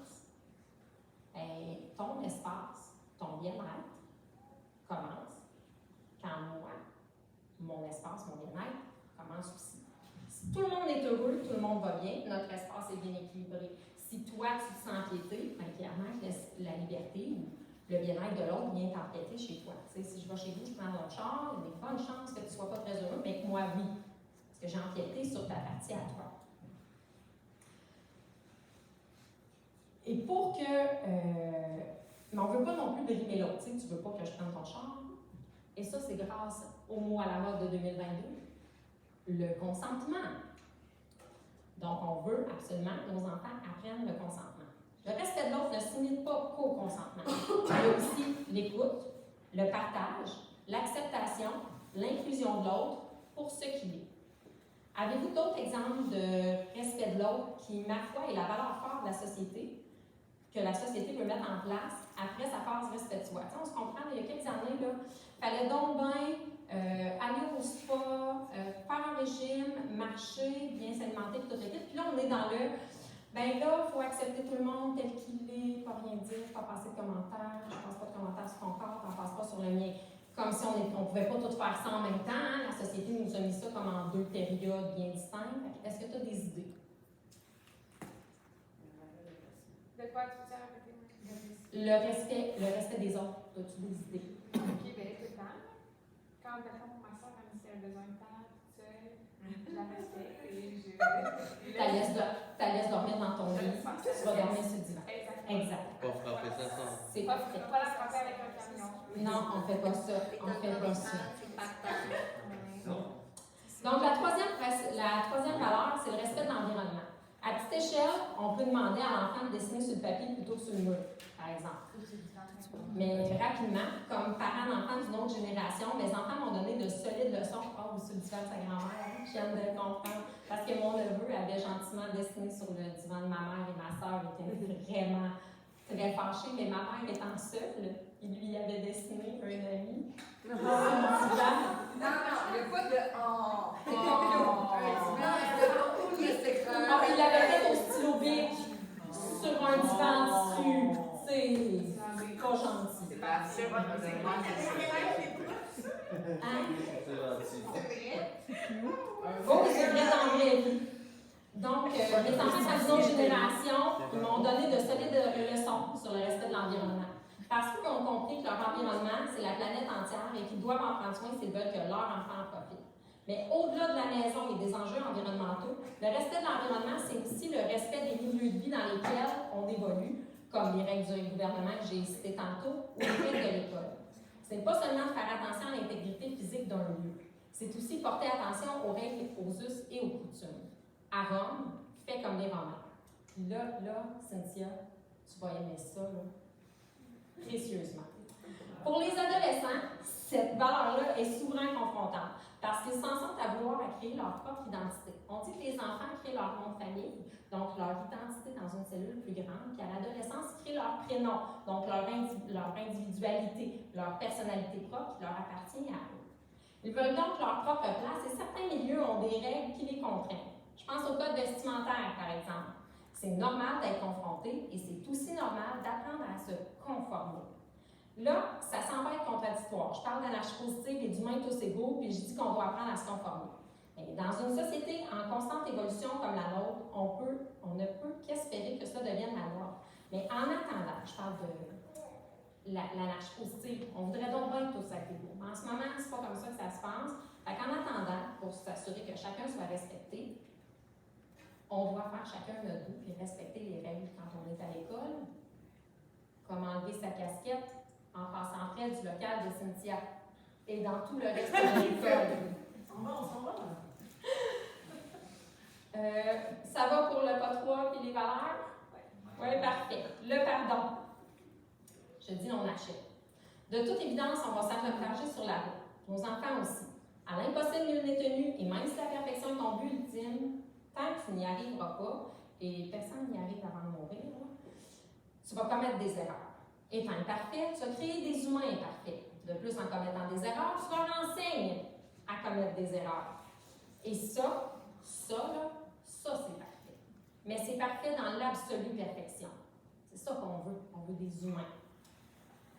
Non seulement on veut que nos enfants constatent nos imperfections pour ne pas subir une pression indue, parce qu'il n'y a rien de pire qu'avoir un parent parfait dans la vie, mais en plus, on veut qu'ils apprennent à se sortir de ces impairs-là. À cet effet, j'ai développé la technique du pardon en 4 étapes, que mes enfants connaissent par cœur parce que si j'ai répété nos 3 valeurs fortes une fois par semaine dans des périodes plus difficiles, j'ai répété les 4 étapes du pardon plusieurs fois par jour. Je prends l'exemple de mon beau Roméo. Roméo avait tendance à dire des idioties à ses enseignants. À tous les jours, mon beau blond me revenait avec un mémo. Roméo m'a dit d'aller me faire foutre. C'est un manque de respect flagrant. Roméo se donnait l'excuse du « Ouais, mais le prof, là, c'est parce que lui, il m'écoutait pas. » Ouais. Sauf que quand tu n'es pas satisfait du comportement de quelqu'un, tu lui signifies, tu ne l'insultes pas. Comme le geste s'était produit à l'école, j'amenais mon frère à réfléchir de la façon suivante. Tout d'abord, il devait reconnaître ses torts. Je ne parle pas de piétiner l'ego à l'infini, là. Je vais juste me dire, j'ai dit à l'enseignant d'aller se faire foutre. C'est ça son tort. Ensuite, on doit se sentir désolé. C'est la deuxième étape. Cette étape-là peut être franchie. Ne peut être franchie. Non. Cette étape ne peut être franchie sans que le ressenti ne soit sincère. Sinon, le reste de la démarche n'a aucun impact. Donc, on doit se sentir désolé, comme on doit se sentir reconnaissant quand on remercie quelqu'un. Puis quand on dit « je t'aime » à quelqu'un, on doit ressentir qu'on l'aime.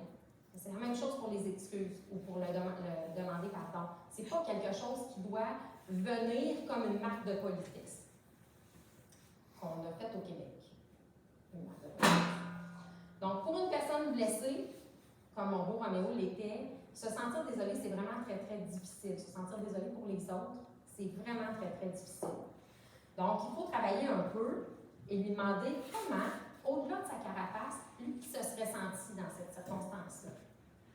Ensuite, généralement, là, il va dire, moi, ça m'aurait rien fait. Une personne blessée a vraiment une carapace très, très profonde, puis il va dire, ben moi, il aurait pu me dire de m'en foutre, là, d'aller me faire foutre, ça m'aurait vraiment rien fait. Après ça, on retourne la situation. Comment tu penses que cette personne-là s'est sentie? Ton enseignante était debout devant 30 élèves. Elle avait beaucoup de travail. Elle était à la période 4. Elle avait sa journée derrière elle. Tu ne sais pas, mais peut-être qu'à la maison, ça va vraiment pas bien. Puis toi, tu viens d'ajouter, elle va te faire foutre. Comment tu penses qu'elle s'est sentie, elle? Probablement qu'elle a eu vraiment beaucoup de peine. Puis, finalement, on lui apporte de voir la façon que lui a fait vivre ça. Donc, toi, tu étais arrogant, tu bougeais déjà beaucoup sur ta chaise. Il faut vraiment replacer l'ensemble du contexte, le ramener, parce qu'on se souvient, l'émotion, ça dure juste quelques secondes. Donc, son émotion, à partir de ce moment-là, elle n'existe plus, mais il ne voit plus non plus l'émotion de son enseignant. Donc, on le ramène, on leur fait vivre vraiment l'ensemble de la circonstance. Et c'est souvent en sachant que l'autre avait souffert et qu'il avait eu de la peine qu'on va commencer à se sentir désolé. Pour se sentir désolé, il faut avoir de l'empathie. Ça, l'empathie, ça va être prouvé, c'est inné. Tout le monde naît avec une dose d'empathie. Par contre, l'empathie, ça se tue. Ça se tue quand les autres n'ont pas d'empathie pour nous. Donc, si on démontre à notre enfant qu'on a de l'empathie pour lui, grandement, bien, sa empathie naturelle ne se tuera pas et elle va être facile à cultiver. Troisième étape, on demande pardon. C'est à l'autre, maintenant, de savoir si son cœur peut accepter notre offense puis passer à un autre appel. Donc, on ne dira pas seulement « je m'excuse ». Parce que « je m'excuse », ça m'implique juste moi. C'est moi. Moi, je t'ai fait de la peine, moi, je m'excuse. C'est pas ça qu'on veut. On veut que l'enfant ou que la personne, parce que tu dois faire ça toi aussi si tu connais un impair à ton enfant, on s'entend, se tourne vers l'autre et demande à l'autre pardon. Donc, ce qu'on va dire, c'est « je te demande pardon ». Finalement, je demandais à Roméo de faire un geste de réparation morale. Dans le cas qui nous occupe, une lettre de réflexion résumant tout ce qu'il a pensé, tout ce qu'on s'est dit, demandant pardon et offrant des solutions pour éviter que la situation ne se produise était tout à fait appropriée. C'est le geste de réparation par excellence des enfants dès qu'ils savent écrire. Aussitôt qu'ils sont capables d'écrire une phrase, là, bon, OK. Quand l'offense est importante, puis on va écrire une lettre. Parce que ça demande à réfléchir. Puis parce que tu vas sûrement l'accompagner dans l'écriture de cette lettre-là, avec les étapes que je t'ai mentionnées. Même petit peuvent faire un dessin. Il peut faire un dessin, sauf que... Représentatif. Exact. Le dessin, il faut vraiment le diriger. Il faut vraiment l'accompagner quand on choisit le dessin. À un moment donné, j'avais des feuilles de dessin en pâte pour mes maternelles 4 ans. Puis, elle dit, mais moi, je n'aime pas celui-là. Je dis, oui, mais je sais que l'autre personne, elle l'aimerait. Donc, je pense que ce serait un bon choix que tu colores. Que tu tombes vers l'autre. Exact. Voilà. Exact. C'est ça, il faut être. Avec les plus petits, ça se fait aussi quand même. Oui, absolument. Donc, en aucun cas, on doit laisser le jeune seul avec sa réflexion. Quand je dis en aucun cas, là, je les accompagne encore. Mes grands garçons. C'est pas le bon. C'est juste les noter. Ah oui, c'est comme mon fils, c'est mon frère. C'est pareil. Donc, on doit les accompagner dans leur réflexion. Les questions que je posais à Roméo, là, il a eu 17 ans en décembre. Puis je faisais cette démarche de réflexion-là avec lui. Donc, c'est très, très long. C'est pendant plusieurs années qu'on va accompagner notre enfant dans sa démarche de pardon. On se rappelle, le cerveau est mature face à ses émotions entre 22 et 30 ans. C'est long, l'accompagnement. C'est certain qu'en vieillissant, il parvient à faire presque tout seul. Puis plus tu mets cette méthode en pratique, donc plus tu demandes d'écrire des lettres, plus ils sont bons puis ils les font tout seuls. Mais tu dois quand même relire, puis t'assurer qu'il a bien compris, puis ce qu'il a écrit là, c'est pas un « je te demande pardon » sans le ressenti, parce que c'est très important de le ressentir.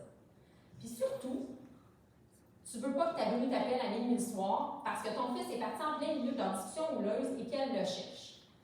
Je t'ai pas tout dit, moi, si je veux être sûre que quelque chose qui se produit, j'ai la raison consciente de l'appliquer de cette façon-là, ben, je pense souvent à mes bruits par mes jambes en me disant « Ouais, probablement qu'il n'appréciera pas, hein, qu'il ne retourne pas ses pantalons, mettons lavage, fait que, hey, bonhomme, tes culottes. » Un peu la même chose. On lui apprend à demander pardon pour qu'il puisse demander pardon quand il va être dans sa vie adulte.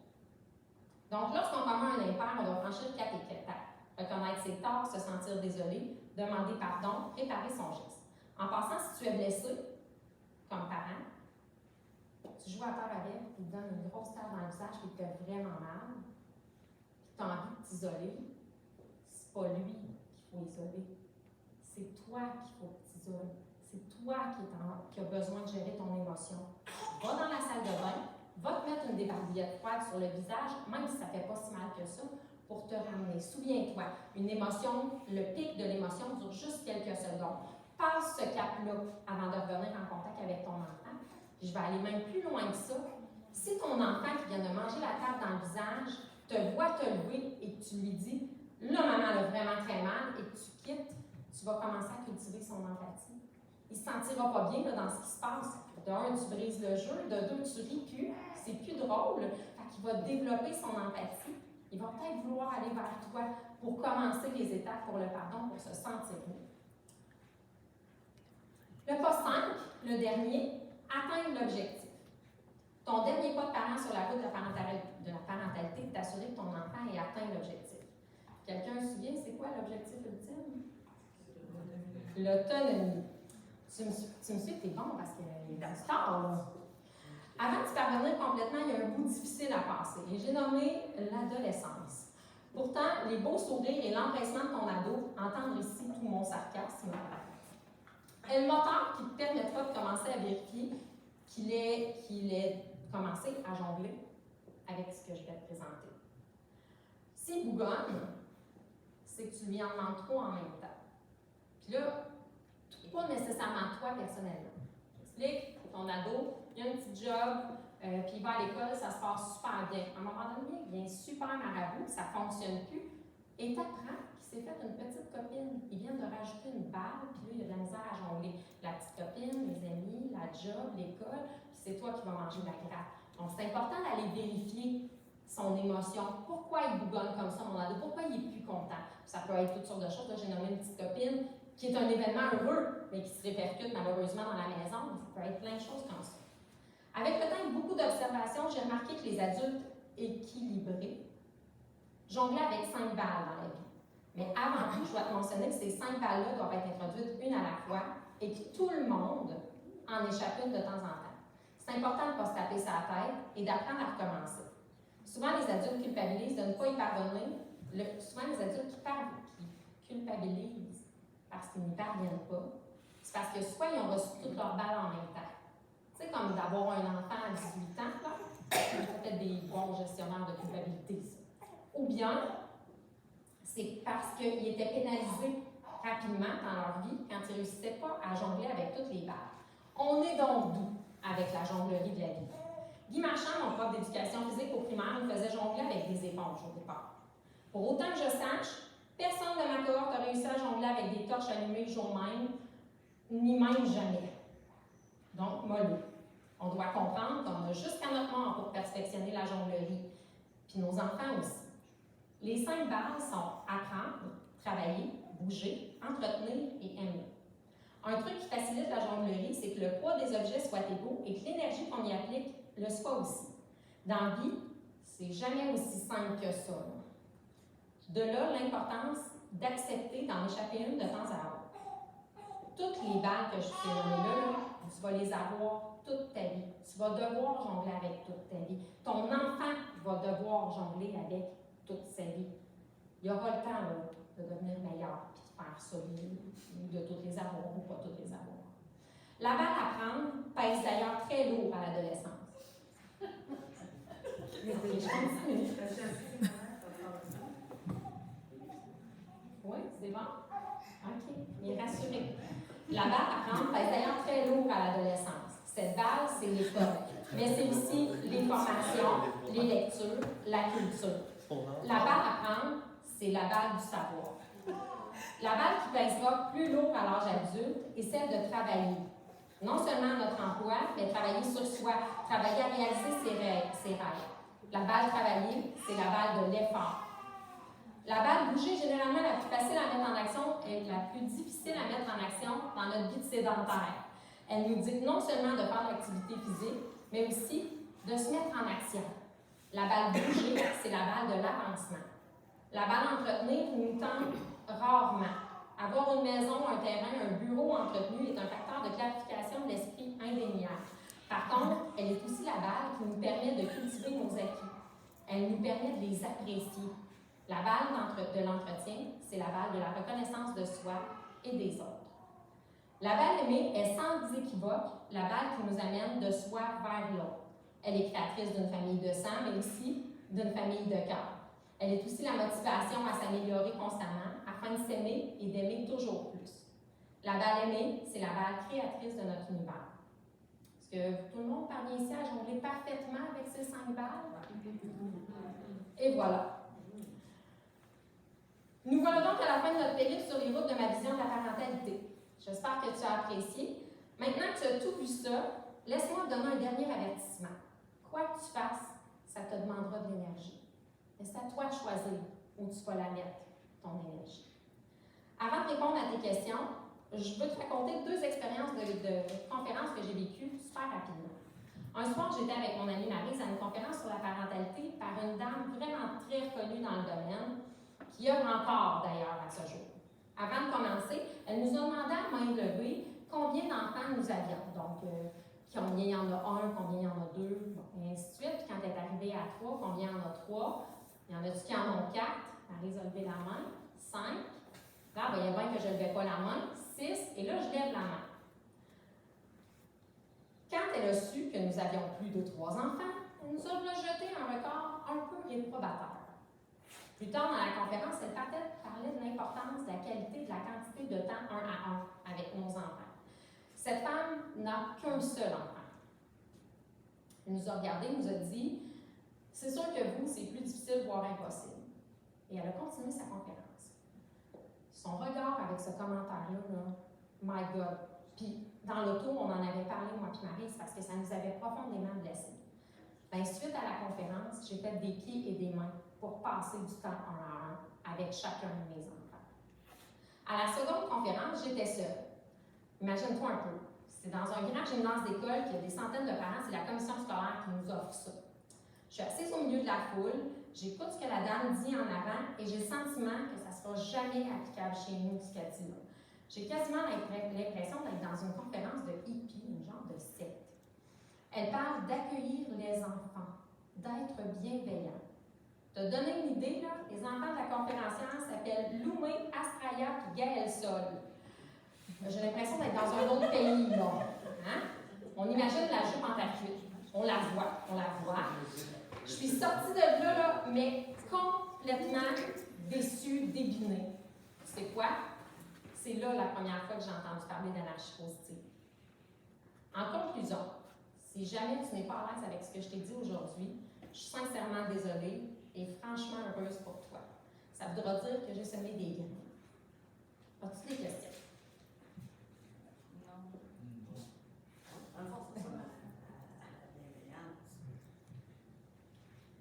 Si tu veux. Tu n'as pas de questions? Avant de partir, j'ai une petite conclusion personnelle pour toi. Il y a 1 an, le 21 avril 2022, j'ai failli perdre mon beau-grand. 4 jours plus tard, j'ai failli perdre mon mari d'un AVC. J'ai failli perdre Lucie. On ne connaît pas notre date de péremption. N'attends pas. Réalise tes rêves. Merci d'avoir été là.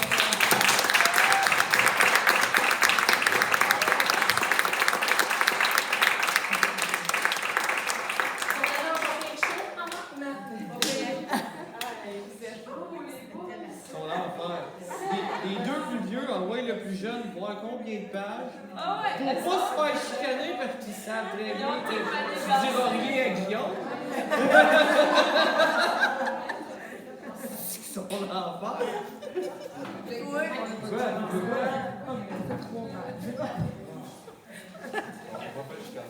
Non.